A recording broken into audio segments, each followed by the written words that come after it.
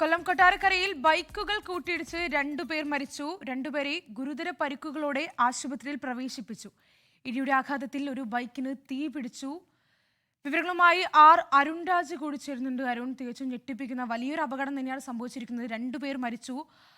അതുമായി ബന്ധപ്പെട്ട വിവരങ്ങൾ എങ്ങനെയാണ്? അതോടൊപ്പം തന്നെ പരുക്കുകളേറ്റ് ഇപ്പോൾ അവരുടെ ആരോഗ്യനില എങ്ങനെയാണ്? കൊല്ലം കൊട്ടാരക്കര നെടുവത്തൂർ താമരശ്ശേരിയിലാണ് ബൈക്കുകൾ തമ്മിൽ കൂട്ടിയിടിച്ചത്. രണ്ടുപേരുടെ ജീവനാണ് ഇപ്പോൾ നഷ്ടപ്പെട്ടിട്ടുള്ളത്. രണ്ടുപേരുടെ നില അതീവ ഗുരുതരമായി തുടരുന്നു എന്നുള്ളതാണ് ലഭിക്കുന്ന വിവരം. മരിച്ചത് കരുനാഗപ്പള്ളി സ്വദേശികളാണ് എന്നുള്ളതാണ് പ്രാഥമികമായി ലഭിക്കുന്നത്. രണ്ടുപേരെ ഗുരുതര പരിക്കുകളുടെ സ്വകാര്യ ആശുപത്രിയിൽ ഇപ്പോൾ പ്രവേശിപ്പിച്ചിട്ടുണ്ട്. ഇടിയുടെ ആഘാതത്തിലാണ് ഒരു ബൈക്ക് തീയെത്തുകയും ചെയ്തു. ഇതിൽ ഒരാൾക്ക് തീപ്പൊള്ളലേറ്റു എന്നുള്ളതാണ് നിലവിൽ ആശുപത്രിയിൽ ലഭിക്കുന്നത്. മരിച്ചവരെ സംബന്ധിച്ച കൂടുതൽ വിവരങ്ങൾ ഈ ഘട്ടത്തിൽ ലഭ്യമായിട്ടില്ല. അമിത വേഗതയിൽ എത്തുകയായിരുന്നു ഈ ബൈക്കുകൾ എന്നുള്ളതാണ് ദൃക്സാക്ഷികൾ നൽകിയിരിക്കുന്ന വിവരം. കൊല്ലം നെടുവത്തൂർ ാണ് ഈ സംഭവം നടന്നിരിക്കുന്നത്. നെടുവത്തൂർ താമരശ്ശേരിയിലാണ് ഈ ബൈക്കുകൾ കൂട്ടിയിടിച്ചിരിക്കുന്നത്.